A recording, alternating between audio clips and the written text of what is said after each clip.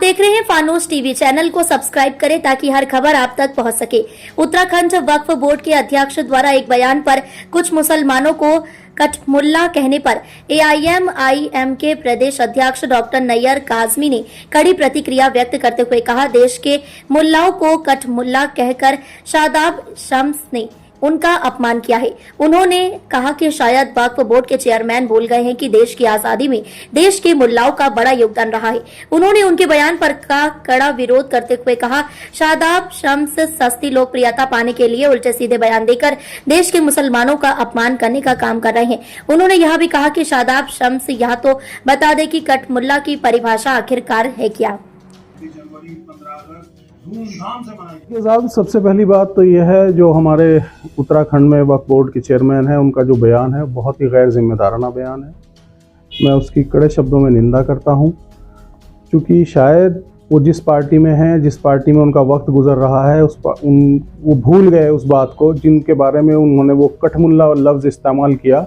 मुल्क की आज़ादी में सबसे बड़ा रोल उन्हीं मुल्लाओं का था जिन्होंने इस मुल्क को आज़ाद कराया था अंग्रेज़ों के चंगुल से। तो लिहाजा उन्हें इस पर नज़रसानी करनी चाहिए और अपने अल्फाज को वापस लेना चाहिए। अपने बुज़ुर्गों को हम इन अल्फाजों से, अपने मुल्क के शहीदों को इन अल्फाजों से हम नहीं बयान कर सकते। अब जहाँ तक मदरसों का ताल्लुक़ है, मदरसों के ताल्लुक़ से मैं आप यही कहना चाहता हूँ आपके माध्यम से। मैंने माननीय मुख्यमंत्री जी को एक पत्र भी लिखा है और उसमें भी मैंने यही उनसे कहा है कि माननीय मुख्यमंत्री जी पहले तो ये परिभाषित करें कि अवैध और वैध की परिभाषा क्या है। मदरसों को, हर मदरसे में जाने के बाद आप ये एक बात कह देते हो कि अवैध है, अवैध मदरसा चल रहा था। एक तो वैध और अवैध की परिभाषा क्या है। दूसरी बात, पिछले 8 साल से प्रदेश में सरकार आपकी है। आपने क्यों इन लोगों को नहीं कहा कि आप लोग जो है इसे हमारे कानूनी तरीके से इसकी मान्यता लीजिए, और अगर मान्यता, पहले उन्हें नोटिस इशू कीजिए, आप वो मान्यता का एक वक्त दीजिए। अगर वो नहीं पहुंचते मान्यता लेने और उनके पास कोई इस तरह की वो नहीं है सरकारी गाइडलाइन, तब उसके बाद आप जाकर, अब आप इतनी बड़ी फोर्स ले जाकर, पूरे ज़िले के अधिकारी जाकर मदरसों को टारगेट कर ये जो किया जा रहा है, ये बाकायदा एक सोची समझी साजिश है और ये साजिश के तहत किया जा रहा है।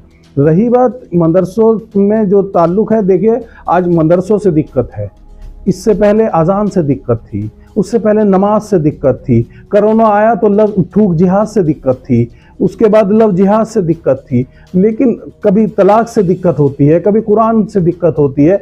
ये दिक्कतें आखिर कब तक रहेंगी? कब तक इनको जो है हम ये कहते रहेंगे कि नहीं ये सरकार की गाइडलाइन है, सरकार की गाइडलाइन है। सरकार को भी हमारे बारे में सोचना चाहिए। सरकार किसी एक समाज की या एक पक्ष की नहीं होती, सरकार पूरे प्रदेश के लोगों की सरकार है, तो उसे पूरे प्रदेश के बारे में सोचना चाहिए। मैंने माननीय मुख्यमंत्री जी को पत्र लिखकर अवगत कराया कि जिस तरह से मुसलमानों के साथ ये दुर्व्यवहार और उनके साथ दोहरा रवैया अपनाया जा रहा है, लिहाजा इसको बंद किया जाए। अगर नहीं बंद करेंगे, ये गतिविधियाँ इस तरह की नहीं बंद होंगी, तो यकीनन मुसलमान को सड़क पर आकर शांतिपूर्ण तरीके से अपने संवैधानिक अधिकार का प्रयोग करके इसकी कार्रवाई का विरोध करना पड़ेगा। देखिए, सरकार उनकी 8 साल से चल रही है, इन्हें 1 महीने का वक्त दे रहे हैं। मान्यता के लिए बहुत लोगों ने आवेदन किए हुए हैं, मान्यता नहीं दी गई है उन्हें। क्यों नहीं दी जा रही मान्यता? और फिर उन बच्चों के भविष्य का क्या होगा जो बच्चे वहां पढ़ रहे हैं? साल का एंड चल रहा है, अब एग्जाम आने वाले हैं, कुछ के एग्जाम चल रहे हैं, कुछ के एग्जाम होने वाले हैं, उन बच्चों का क्या होगा?